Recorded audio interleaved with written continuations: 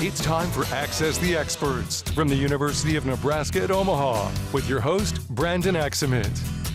Hello and welcome to another edition of Access the Experts on News Channel Nebraska, where every Tuesday and Thursday, University of Nebraska at Omaha faculty members answer today's questions facing our state.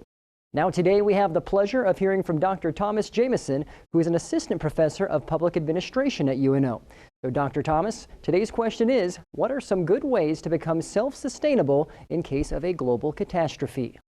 Thanks for that question, Brandon. I'd be happy to talk to you today about how to become self-sustainable in the event of a global catastrophe. There are several things that we recommend as emergency managers that people do to prepare for emergencies, disasters, and catastrophes as best as possible.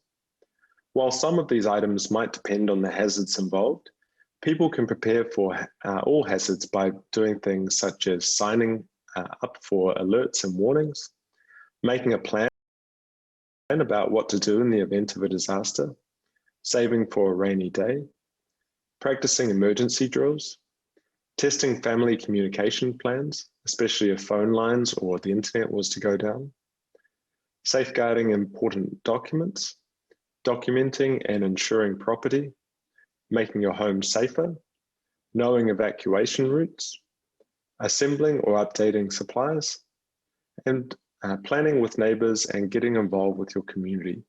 So all of these actions help people prepare for disasters and reduce the harm from disasters as much as possible. However, as emergency managers, when we talk about global catastrophes, by definition, these are events that people can't deal with themselves.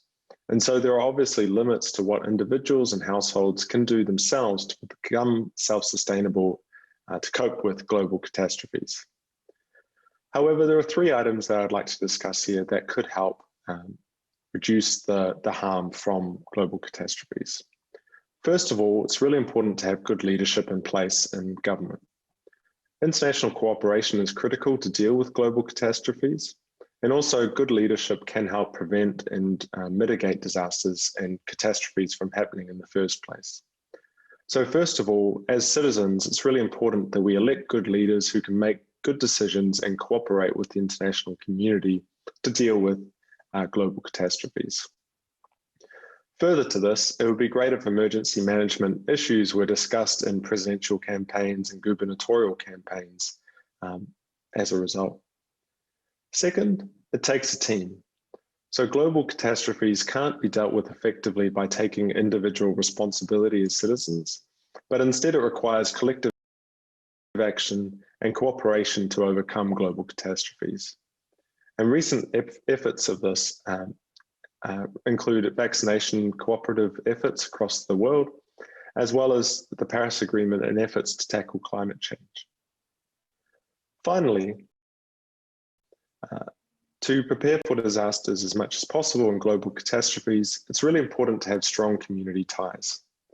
So where communities are strong and where there's a high sense of social capital, communities are better able to respond and recover from disasters.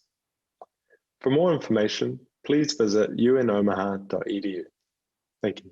Thank you, Dr. Jamieson, for sharing your expertise on the topic. We'll see you next time.